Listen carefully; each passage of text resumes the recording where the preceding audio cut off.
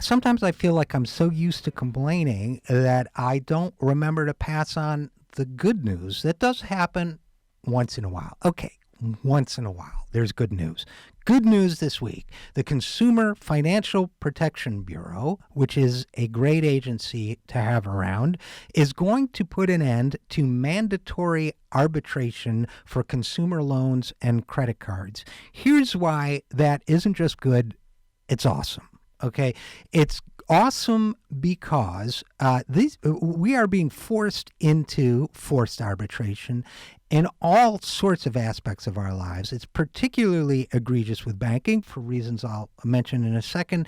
But your telecommunications agreement, your cable agreement, your cell phone agreement, on and on and on. Apple, those 33-page customer agreements, you name it. Wherever you go, you're being forced into arbitration that is heavily, heavily, heavily skewed towards the corporations. The ordinary consumer is basically deprived of their right to legal justice by these horrific deals. Now, that is bad no matter how you look at it. And let's face it, they'll tell you, well, it's informed consent on your part when you sign the deal. Well, you don't really have informed consent.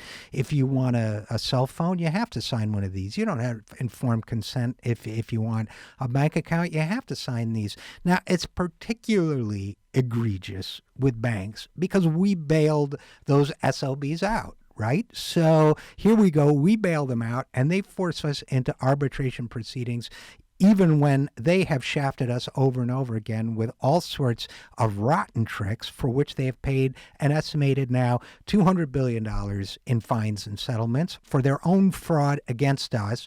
And yet we're forced into arbitration where we can't sue them. Now, it turns out, thanks to the Consumer Financial Protection Bureau, that particular grift is coming to an end, and I could not be happier.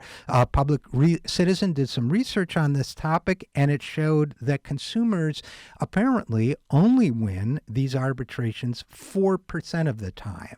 What's more, you don't get a class action suit, which means, look, for me to even arbitrate a case is a lot of effort if I'm only going to get a few $100 back, let's say.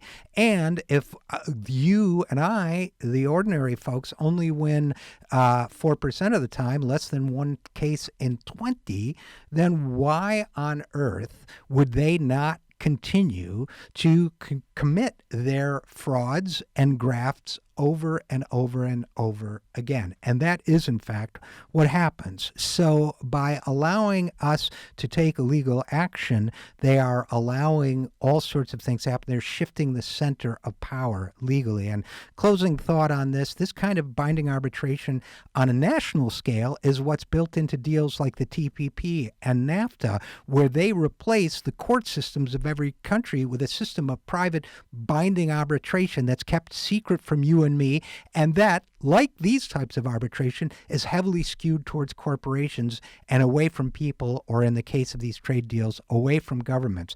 They must no longer have it both ways. We have to have our day in court, and this is our chance.